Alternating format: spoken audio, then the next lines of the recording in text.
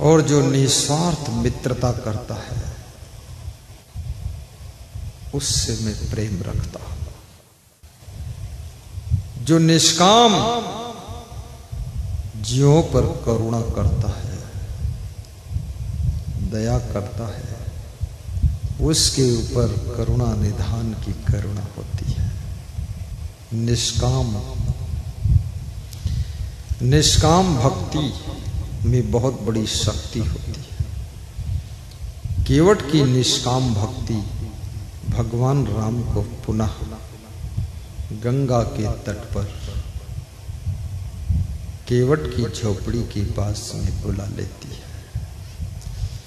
शिवरी की निष्काम भक्ति राम को अपनी कुटिया में बुलाती है। विदुर की निष्काम भक्ति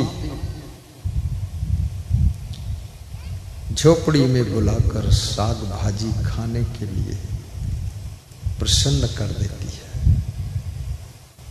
प्रहलाद की निष्काम भक्ति, दृढ़ भक्ति भगवान को नरसिंह अवतार लेने के लिए मजबूर कर देती है।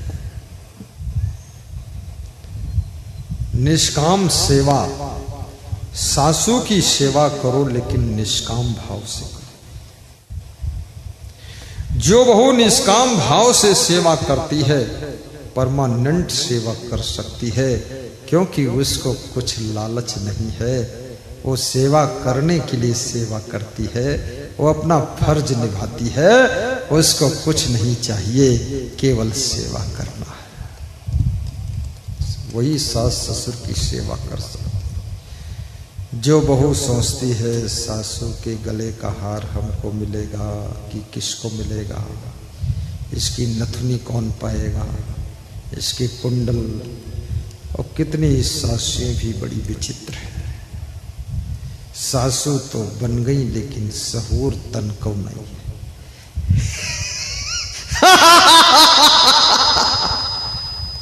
अरे सासू बहुत बड़ा पद है। पहली बात बेटी होना, फिर बेटी से बहू होना, फिर बहू से मां होना, फिर मां से सासू होना। क्या बात करते हो जनाब, पदोन्नति हो रही है और सहूर तन को नहीं। थोड़ा सहूर आना चाहिए। सभ्यता, सहूर माने सभ्यता आनी चाहिए। शालीनता, शिष्टता, सौम्यता, सतर्कता, हर कदम सावधानी से उठना चाहिए। 50 वर्ष की उम्र के बाद संसार के इंद्रिय जन्य भोगों की ओर मन को हटाने का प्रयास कीजिए।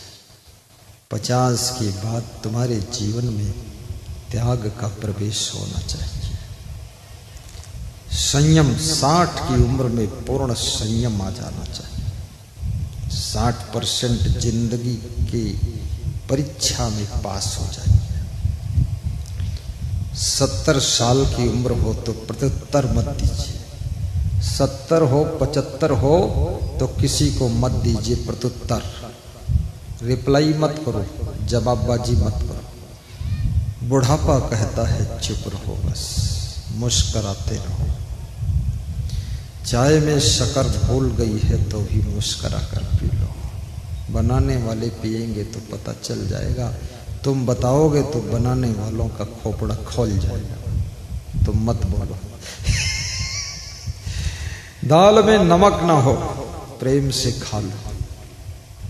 बोलो मत, बोलना मना, चुप रहना। बोल दिया तो खतरा, क्योंकि बुढ़ापा बहुत कठिन उम्र है, असहाय अवस्था है, असमर्थ।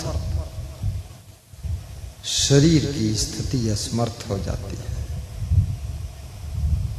जिनके हित सब कुछ करते रहूं, दिन रात जरते हो मरते रहूं, ऊधम की धरती धरते रहूं, दैयों का नेक न डरते रहूं। वही कहीं की बुढ़वा भोंपा है, पन सबसे गाढ़ बुढ़ापा है। पन सबसे गाढ़ बुढ़ापा। एक बूढ़ा व्यक्ति सुना रहा था मुझको, कह रहा था जिन बच्चों के लिए, जिन पोतों के लिए दिन रात करते धरते रहे, जरते मरते रहे, उनके लिए ना मालूम कितना उपद्रव किया, बच्चों के लिए, बहुओं के लिए, पोतों के लिए, पोतियों के लिए, भगवान को भी नहीं डरा, भगवान को भी एक किनारे रखकर सब पाप करके धन लाया। अंत में वही लोग कहते हैं बुढ़वा भौंपा है। भौंपा जानते हो? बर्फ बेचने वाले जो एक गुब्बारा जैसा हॉर्न होता उनके पास, उसको दबाते तो बोलता पौ, फिर दबाते पौ पौ, ये भौंपा। तो तुम जब बोलते हो तो वो तुमको भौंपा कहते हैं, भौंपा।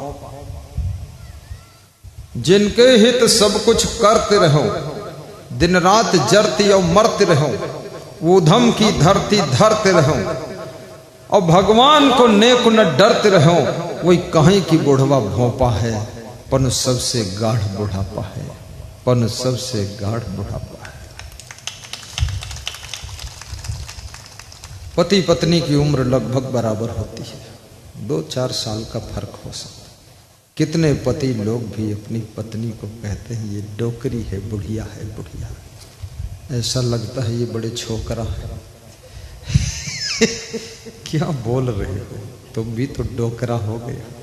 यदि वाइफ डोकरी तो तुम डोकर, जब वो थी छोकरी तुम थे छोकरा। बहुत भाषा मत बोलो।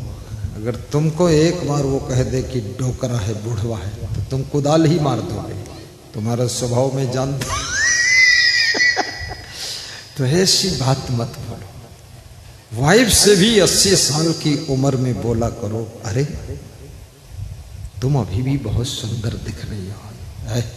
इतना सुनकर वाइफ मुस्कुरा देगी, हाँ अभी कोई क्या कम हूं। थोड़ा बोलना सीखो, खुश करना सीखो। पति को भी कहा करो कि अरे अभी तो आप बहुत सुंदर दिख रहे हैं, भले बंदर दिखता है, दिखने दो, अपन सुंदर बोल दो, क्या फर्क है। आज मेरा एक संत बोल रहा था मुझको, मैं स्नान करके निकला राकेश सिंह के कमरे, उसमें बाथरूम से बाहर निकला तो बाहर वॉश बेसिन जहाँ लगी वहाँ शीशा लगा, तो शीशा में मैं भी देखा, वो भी मेरे को देख लिया शीशा में। बोला भगवान का रूप है, भले ही रूप तो इंसान का ही, भगवान बोला ताकि गुरु खुश हो जाए, जो है सो। होशियार हो गया मेरे साथ सत्संग सुनते सुनते, वो भगवान का रूप बताया। तो मैं देखा, मैंने सोचा भगवान का रूप ये तो वैसे ही जैसा पहले था, ये भगवान क्या हो गए। तो थोड़ा सा प्रशंसा भी करना सीखो जिंदगी में, और हंसना भी सीखो। ये सीखना पड़ेगा आपको। गम खाना भी सीखो।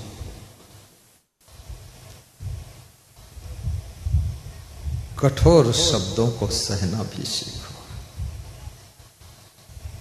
गम समान भोजन नहीं जो कोई गम को खाए, अम्बरीश गम खाई या दुर्वासा बिल लाए। बहुत बड़ी बात है गम खाना। गम जो खाता है वही तो राम भगवान होता है। राम भगवान ने गम खा लिया था, परशुराम ने गम नहीं खाया था। इसलिए परशुराम के पूजनीय मंदिर नहीं है संसार में, और जिन्होंने गम खाया वो भगवान राम के जगह जगह मंदिर है, पूजा हो रही है। गम खाने वाले ही पूजनीय बनते हैं, और क्रोध करने वाले परशुराम जैसे पूजा से बाहर हो जाते हैं। इसलिए गम खाना